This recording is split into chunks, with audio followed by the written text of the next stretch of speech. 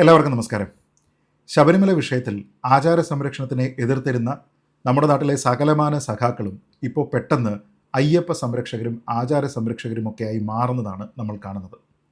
സംസ്ഥാന സർക്കാർ 2 സുപ്രധാന തെരഞ്ഞെടുപ്പുകൾ പടിവാതിൽക്കൽ എത്തി നിൽക്കുന്ന സമയത്ത് അയ്യപ്പ ഭക്ത സംഗമം നടത്തുകയാണ്. വെറും അയ്യപ്പ ഭക്ത സംഗമമല്ല, മറിച്ച് ആഗോള അയ്യപ്പ ഭക്ത സംഗമമാണ്.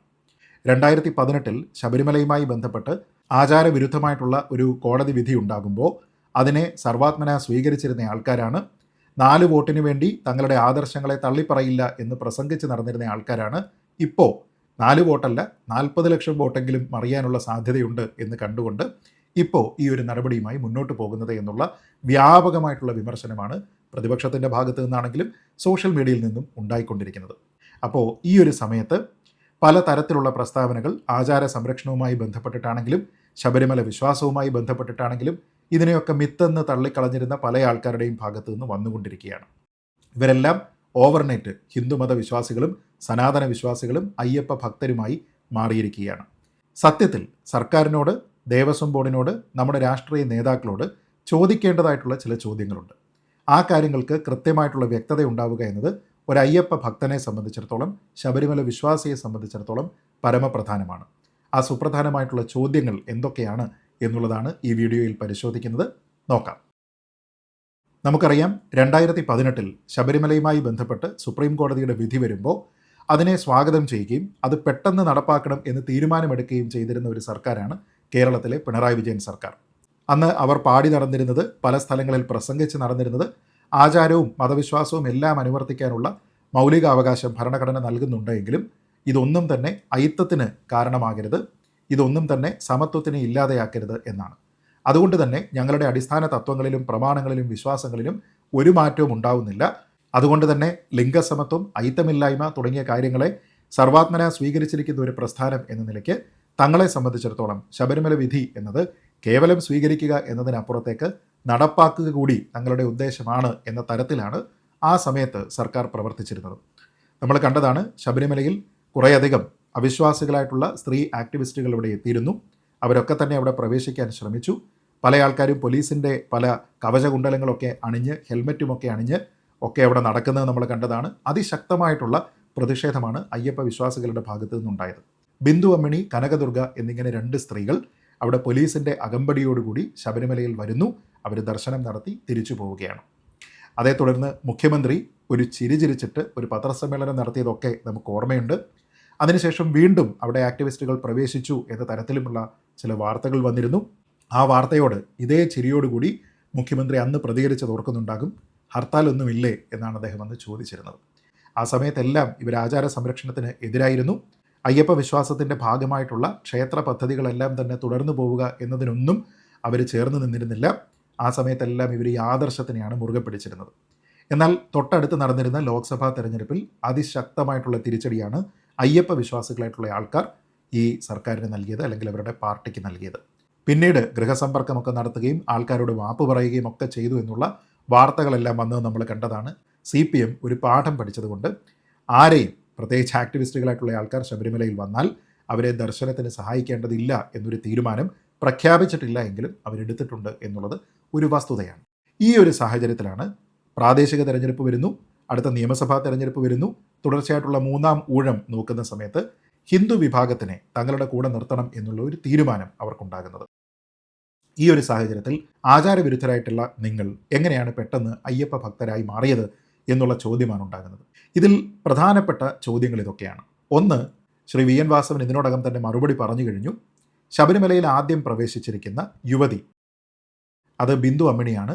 ബിന്ദു അമ്മിണിയെ ഈ ആഗോള അയ്യപ്പ ഭക്ത സംഗമത്തിൽ പങ്കെടുപ്പിക്കുമോ എന്ന് ചോദിച്ചപ്പോൾ നമ്മുടെ ദേവസ്വം മന്ത്രി കൂടിയായിട്ടുള്ള ശ്രീ VN വാസവൻ പറഞ്ഞത് അങ്ങനെ ഉണ്ടാവില്ല എന്നാണ്.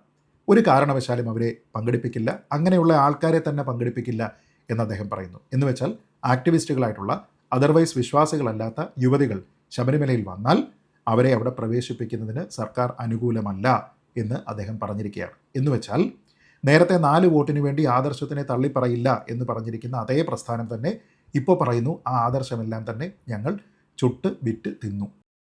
പകരം ഞങ്ങളിപ്പോൾ തീരുമാനിച്ചിരിക്കുന്നത് വിശ്വാസ സംരക്ഷണമാണ്, ആചാര സംരക്ഷണമാണ്. അപ്പോൾ ആ ചോദ്യത്തിന് നമുക്ക് മറുപടി കിട്ടിക്കഴിഞ്ഞു. രണ്ടാമത്തെ ചോദ്യം ശ്രീ എം വി ഗോവിന്ദൻ മറുപടി പറഞ്ഞ ചോദ്യമാണ്. അതായത്, നിങ്ങൾ വിശ്വാസികളോടൊപ്പമാണോ? അല്ലയോ? ഞങ്ങൾ വിശ്വാസികളോടൊപ്പമാണ്, ഞങ്ങൾ അയ്യപ്പ ഭക്തരോടൊപ്പമാണ് എന്ന് അദ്ദേഹവും പറയുന്നു. അതുകൊണ്ട് തന്നെ ഇപ്പോൾ നിങ്ങൾക്കൊരു പുനർവിചിന്തനം ഉണ്ടായിട്ടുണ്ടെങ്കിൽ, അതിന് തെരഞ്ഞെടുപ്പ് ഒരുപക്ഷെ ഒരു കാരണമായിട്ടുണ്ട് എങ്കിൽ പോലും അതൊരു നല്ല സ്വാഗതാർഹമായിട്ടുള്ള കാര്യമാണ് എന്ന് വേണം പറയാൻ. പക്ഷേ ഇവിടെ ഇതിനേക്കാൾ ഗുരുതരമായിട്ടുള്ള ചില ചോദ്യങ്ങൾ കൂടിയുണ്ട്. ആ ചോദ്യങ്ങൾക്കാണ് സത്യത്തിൽ ഇന്നത്തെ ഇടതുപക്ഷത്തിൽ നിന്ന് മറുപടി ഉണ്ടാകേണ്ടത്. ആ ചോദ്യങ്ങൾ അത്രയും സംസ്ഥാന സർക്കാരിൻ്റെ ശബരിമല നയവുമായി ബന്ധപ്പെട്ട ചോദ്യങ്ങളാണ്. ഇവയൊക്കെ തന്നെ ശബരിമലയിലെ കേസ് സുപ്രീം കോടതിയിൽ വാദിക്കുന്ന സമയത്ത് സംസ്ഥാന സർക്കാരിന് വേണ്ടി സംസ്ഥാന സർക്കാരിൻ്റെ അഭിഭാഷകൻ ശ്രീ ജയ്ദീപ് ഗുപ്ത കോടതിയിൽ ഉയർത്തിയിരിക്കുന്ന വാദങ്ങളാണ്. അതായത് സംസ്ഥാന സർക്കാരിൻ്റെ CPMൻ്റെ വാദങ്ങളാണ്. ഈ വാദങ്ങൾ ഇന്നും അതേപടി നിലനിൽക്കുന്നുണ്ടോ എന്നുള്ളതാണ് പ്രധാനം.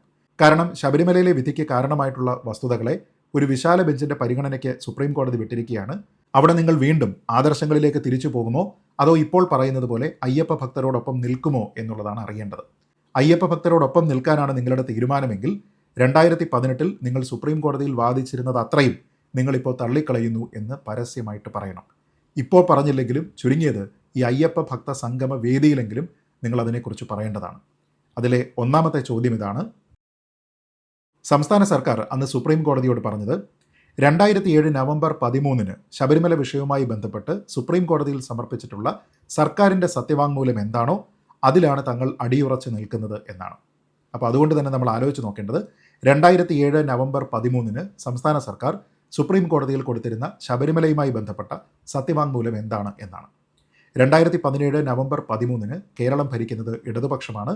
അന്നത്തെ മുഖ്യമന്ത്രി ശ്രീ VS അച്യുതാനന്ദനായിരുന്നു. അന്ന് സംസ്ഥാന സർക്കാർ കൊടുത്തിരുന്ന അഫിഡവിറ്റിൽ പറയുന്നതനുസരിച്ച് ശബരിമലയിൽ ഒരു തരത്തിലുള്ള ലിംഗവിവേചനത്തിനും സംസ്ഥാന സർക്കാർ കൂട്ടുനിൽക്കില്ല എന്നാണ്. ഒരു തരത്തിലും സ്ത്രീകളെ ഡിസ്ക്രിമിനേറ്റ് ചെയ്യാൻ പാടില്ല, എന്തിൻ്റെ പേരിലായാലും ശബരിമലയിൽ യുവതികൾക്ക് പ്രവേശനം അനുവദിക്കണം എന്നുള്ളതായിരുന്നു സംസ്ഥാന സർക്കാരിൻ്റെ പൊസിഷൻ. അതുകൊണ്ട് തന്നെ സംസ്ഥാന സർക്കാരിനോടുള്ള ചോദ്യം, CPMനോടുള്ള ചോദ്യം, നിങ്ങളിപ്പോഴും ശബരിമലയിലെ ആചാര പദ്ധതികളെല്ലാം തന്നെ സ്ത്രീകൾക്ക് ഡിസ്ക്രിമിനേറ്ററി ആണ് എന്ന് വിശ്വസിക്കുന്നുണ്ടോ? ഇനി അങ്ങനെയല്ല നിങ്ങളിപ്പോൾ കരുതുന്നത് എങ്കിൽ ശബരിമല വിശ്വാസവുമായി ബന്ധപ്പെട്ട് കോടതി കേസിനെ പുനഃപരിശോധിക്കുന്ന സമയത്ത് നിങ്ങൾ ഭക്തരോടൊപ്പം നിൽക്കുന്ന പുതിയൊരു സത്യവാങ്മൂലം കൊടുക്കാനായിട്ട് തയ്യാറാകുമോ എന്നുള്ളതാണ്. ഇതൊരു ഉറപ്പായിട്ട് അയ്യപ്പ ഭക്തർക്ക് ആവശ്യമുണ്ട്. കാരണം ഇതിന് പിന്നിൽ ഒരു കോണ്ടെക്സ്റ്റ് ഉണ്ട്.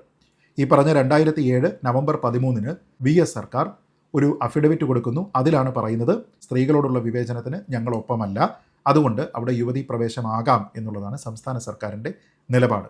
എന്നാൽ ഈ നിലപാടിൽ സർക്കാർ മാറിയതോടുകൂടി ഒരു മാറ്റമുണ്ടാകുന്നുണ്ട്. 2016 പുതിയൊരു അഫിഡവിറ്റ് കൊടുത്തിരുന്നു. ഫെബ്രുവരി മാസം 5-ാം തീയതി. അന്ന് ഭരിക്കുന്നത് UDF ആണ്, കോൺഗ്രസ് ആണ്, മുഖ്യമന്ത്രി ശ്രീ ഉമ്മൻചാണ്ടിയാണ്. ശ്രീ ഉമ്മൻചാണ്ടി കൊടുത്തിരുന്ന അഫിഡവിറ്റിൽ പറയുന്നതനുസരിച്ച് ശബരിമലയിൽ കുറേയധികം ആചാര പദ്ധതികളുടെ ഭാഗമായിട്ടുള്ള ചില നിഷ്കർഷകളുണ്ട്. അതുകൊണ്ട് തന്നെ അവിടെ യുവതീ പ്രവേശം എന്നത് ആചാരവിരുദ്ധമാണ്. അതുകൊണ്ട് അത് അനുവദിക്കാൻ പാടില്ല എന്ന് ഭക്തരോടൊപ്പം നിൽക്കുന്ന നിലപാടാണ് UDF സർക്കാർ സ്വീകരിച്ചത്. എന്നാൽ സംസ്ഥാന സർക്കാരിൻ്റെ ആ സത്യവാങ്മൂലം സുപ്രീം കോടതിയുടെ സജീവ പരിഗണനയിൽ ഇരിക്കുന്ന സമയത്താണ് 2016 തന്നെ നവംബർ മാസം 7-ാം തീയതി സുപ്രീം കോടതി ഇതുമായി ബന്ധപ്പെട്ട് സംസ്ഥാന സർക്കാരിൻ്റെ അഭിപ്രായം ചോദിക്കുന്നത്. ആ സമയത്തേക്ക് ഭരണം മാറി. പിണറായി വിജയനാണ് മുഖ്യമന്ത്രി, CPM ആണ് ഭരിക്കുന്നത്, LDF ആണ് അധികാരത്തിൽ. ആ സമയത്ത് CPM സർക്കാർ സുപ്രീം കോടതിയോട് പറഞ്ഞത്, ഉമ്മൻചാണ്ടി സർക്കാരിൻ്റെ സത്യവാങ്മൂലത്തിൽ ഞങ്ങൾ വിശ്വസിക്കുന്നില്ല, പകരം ഞങ്ങൾ 2007 VS അച്യുതാനന്ദൻ സർക്കാരിൻ്റെ സമയത്ത് നൽകിയിരുന്ന സത്യവാങ്മൂലത്തിലാണ് വിശ്വസിക്കുന്നത് എന്നാണ്. എന്നുവെച്ചാൽ ആചാരവിരുദ്ധമായി, ശബരിമല പദ്ധതികൾക്ക് വിരുദ്ധമായി VS സർക്കാർ നൽകിയിരിക്കുന്ന സത്യവാങ്മൂലമാണ് പരിഗണിക്കേണ്ടത് എന്ന് പറഞ്ഞ ആൾക്കാരാണ് CPMകാർ, ഇന്നത്തെ പിണറായി സർക്കാർ. അപ്പോൾ അതുകൊണ്ട് ഈ വിഷയത്തിൽ നിങ്ങളിപ്പോൾ എവിടെ നിൽക്കുന്നു എന്നുള്ളതിന് കൃത്യമായിട്ടുള്ള ഒരു മറുപടി മുഖ്യമന്ത്രി ശ്രീ പിണറായി വിജയൻ്റെ തിരുനാവിൽ നിന്ന് തന്നെ വന്നാൽ നന്നായിരുന്നു എന്നാണ് എൻ്റെ അഭിപ്രായം. അടുത്തത് സുപ്രീം കോടതിയിൽ സംസ്ഥാന സർക്കാരിന് വേണ്ടി വാദിച്ച അഡ്വക്കേറ്റ് ജയ്ദീപ് ഗുപ്ത പറഞ്ഞ മറ്റൊരു വാദമാണ്, article 17 must be given a broad interpretation which prohibits the exclusion of women. അതായത് ഭരണഘടനയുടെ 17-ാം അനുച്ഛേദം എന്നത് ഒരു തരത്തിലുള്ള അയിത്തവും നമ്മുടെ നാട്ടിൽ ഉണ്ടാകാൻ പാടില്ല എന്ന് നിഷ്കർഷിക്കുന്നുണ്ട്. ആൾക്കാരെ അങ്ങനെ വിവേചനത്തോടു കൂടി കാണാൻ പാടില്ല. അതിനെക്കുറിച്ചെല്ലാം വളരെ കൃത്യമായിട്ട് ഭരണഘടനയിൽ പറയുന്നുണ്ട്. ശബരിമല വിശ്വാസത്തിൻ്റെ ഭാഗമായി 10 വയസ്സിനും 50 വയസ്സിനും ഇടയിലുള്ള യുവതികൾക്ക് പ്രവേശനം അനുവദിക്കുന്നില്ല എന്നുള്ളത് സ്ത്രീകൾക്കെതിരായിട്ടുള്ള വിവേചനമായി കാണണം, അത് അയിത്തമായിട്ട് കാണണം. അതുകൊണ്ട് തന്നെ അത് ഭരണഘടനാ വിരുദ്ധമായി കാണണം എന്നാണ് CPM സർക്കാർ അഡ്വക്കേറ്റ് ജയ്ദീപ് ഗുപ്ത വഴി സുപ്രീം കോടതിയിൽ വാദിച്ചത്. അതുകൊണ്ട് തന്നെ ഇടതുപക്ഷ സർക്കാർ CPM ഇപ്പോൾ മറുപടി പറയേണ്ടുന്ന അടുത്ത ചോദ്യം, ശബരിമലയിലെ ആചാര പദ്ധതികളുടെ ഭാഗമായിട്ടുള്ള സാമ്പ്രദായികമായിട്ടുള്ള യുവതീ പ്രവേശത്തിനുള്ള വിലക്ക് എന്നത് സ്ത്രീകൾക്കെതിരായിട്ടുള്ള വിവേചനമോ അയിത്തമോ ആയിട്ട് നിങ്ങൾ ഇപ്പോഴും വ്യാഖ്യാനിക്കുന്നുണ്ടോ എന്നുള്ളതാണ്. ഈ ചോദ്യത്തിനും അയ്യപ്പ ഭക്തർക്ക് നിങ്ങളുടെ മറുപടി കിട്ടിയേ മതിയാകൂ.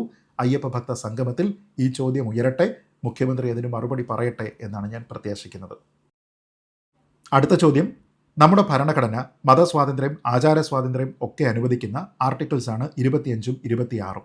സർക്കാരിൻ്റെ അഭിഭാഷകരൊഴികെ ബാക്കി എല്ലാവരും വാദിച്ചത് അയ്യപ്പ വിശ്വാസവുമായി ബന്ധപ്പെട്ട ആചാര പദ്ധതികളെല്ലാം തന്നെ മറ്റുള്ള മതവിശ്വാസ പദ്ധതികളിൽ നിന്ന് അല്പം വ്യത്യസ്തമാണ്. അതുകൊണ്ട് തന്നെ കുറച്ചധികം വ്യത്യാസങ്ങളുള്ള ഈ ആചാര പദ്ധതികളിൽ വിശ്വസിക്കുന്ന ആൾക്കാരെ എല്ലാവരെയും ഒരു പൊതുവായിട്ടുള്ള ഡിനോമിനേഷനായി കരുതിക്കൊണ്ട് അവരുടെ ആചാരത്തിന്, അവരുടെ സാമ്പ്രദായികമായിട്ടുള്ള കാര്യങ്ങൾക്കെല്ലാം തന്നെ നിയമപരിരക്ഷ ഏർപ്പെടുത്തണം എന്നാണ്. എന്നാൽ സംസ്ഥാന സർക്കാർ അന്ന് വാദിച്ചത് അങ്ങനെ ഒരു പ്രത്യേക വിഭാഗമായിട്ട് അയ്യപ്പ ഭക്തരെ കരുതി അവർക്കൊരു പ്രത്യേക പരിഗണനയോ അവരുടെ ആചാരങ്ങൾക്കൊരു പ്രത്യേക പരിരക്ഷയോ നൽകേണ്ടതില്ല എന്നാണ്. എനിക്ക് സംസ്ഥാന സർക്കാരിനോട് വീണ്ടും ചോദിക്കാനുള്ളത്, നിങ്ങളിപ്പോഴും ആദർശങ്ങളിൽ വിശ്വസിക്കുന്ന ആൾക്കാരാണെങ്കിൽ ഇതിൽ നിങ്ങളിപ്പോഴും ഉറച്ചു നിൽക്കുന്നുണ്ടോ എന്ന് പറയണം. അയ്യപ്പ ഭക്ത വിശ്വാസികൾ ഒരു റിലീജിയസ് ഡിനോമിനേഷനാണ് എന്ന് കരുതപ്പെടാനുള്ള സാധ്യത ഇപ്പോഴുമുണ്ടോ?